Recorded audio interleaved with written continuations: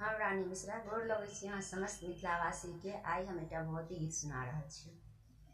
जग जननी अहाँ मातु भवानी, महिमा अगम अपार। जग जननी अहाँ मातु भवानी, महिमा अगम अपार। आब मैया दर्शन दिया, खोलू माँ बज्र के बार।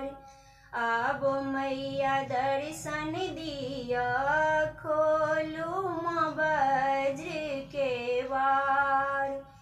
बेल चमेली अड़हुल लेलहुँ, आरो लेलहुँ कचनार। बेल चमेली अड़हुल लेलहुँ, आरो लेलहुँ कचनार। लिया माता फूले हार, भक्ति दिया ने अपार। जग जननी अहाँ मातु भवानी, महिमा अगम अपार। आब मैया दर्शन दिया, खोलू माँ बज्र के बार। धूप दीप हम लेलहुँ मैया, गुगुल गामकदार। धूप दीप हम लेलहुँ मैया, गुगुल गामकदार। आब मैया अर्जी सुनू, भव सँ लगाए दिया पार। आब मैया अर्जी सुनू, भव सँ लगाए दिया पार।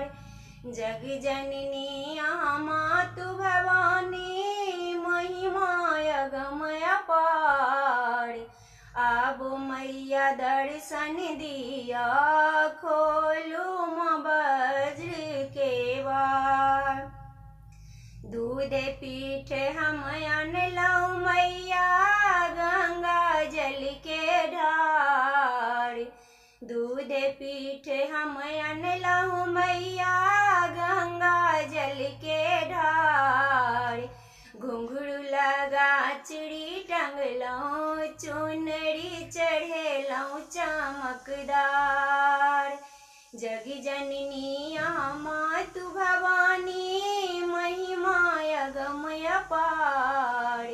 आब मैया दर्शन दिया, खोलू माँ बज्र के बार। पहिरी ओढ़ी मैया गहवर अयली, भक्त करनी पुकार। पहिरी ओढ़ी मैया गहवर अयली, भक्त करनी पुकार।